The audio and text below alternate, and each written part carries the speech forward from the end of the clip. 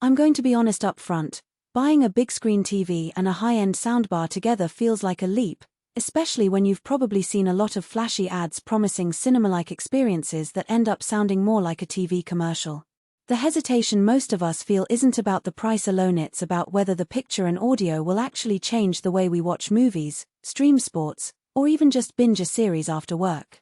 If you're wondering if the Sony BRAVIA 8265-inch 4K KD paired with the BRAVIA Theatre Bar 9 soundbar is worth that leap, the link is in the description if you want to check the product details on Amazon. First, let's talk about the kind of room you have. The TV's OLED panel delivers what Sony calls pure black and our highest OLED brightness, which is a real advantage if you have a dim living room where you can let those deep blacks stay truly black, or a brighter space where you still need the screen to pop without washing out colors. I've been testing this on a 12-foot wide family room with a large window that lets in afternoon light.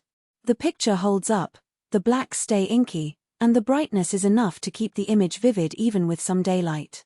The other side of the coin is that OLED can be a bit reflective in very bright rooms, so if your primary viewing spot is a sun-flooded space, you might still see a faint halo around bright objects. Now onto the color side. Sony's billions of real-world colors claim isn't just marketing jargon when you watch a nature documentary and see the gradient in a sunset or the subtle shift in a character's skin tone. The difference is noticeable. The AI-driven processing works to keep those colors accurate, which is something you'll appreciate if you're a gamer or a creator who cares about color fidelity. For most viewers, that translates to a more immersive feel without having to manually tweak settings every time you switch from a movie to a sports broadcast. The soundbar is where the real conversation shifts. The Theatre Bar 9 is a 13-speaker system that promises cinema-like sound and includes room optimization. In practice, the system uses a built-in mic to listen to your room's acoustics and adjusts the output accordingly.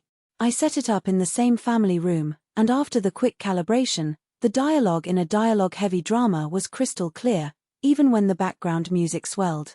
That clarity is a big win for anyone who's ever had to crank the volume to hear a whisper and then found the bass blasting their walls. The bar's dedicated subwoofer delivers a punchy low end without being overwhelming, great for action movies, but still subtle enough that it doesn't muddy the sound during a sitcom.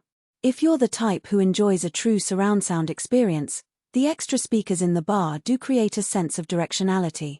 When I watched a sci-fi film with explosions all around, the sound seemed to come from the sides and a little from behind, even though there's only a single bar on the front.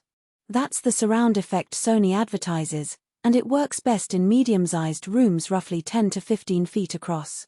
In a larger space, you'll start to notice the sound losing some of its depth, and in a very cramped apartment the effect can feel a bit exaggerated, making the audio feel bigger than the room can comfortably accommodate. Connectivity is straightforward. The bar plugs into the TV via HDMI EARC, which means you get a single cable for both video and high-resolution audio. The remote for the TV also controls the soundbar's volume, so there's no awkward juggling of two controllers. I did run into a minor hiccup when trying to switch between the TV's built-in apps and an external streaming device. The bar occasionally needed a quick press of the source button to re-recognize the audio signal. It's not a deal-breaker, but it's something to be aware of if you switch inputs often. Let's talk value.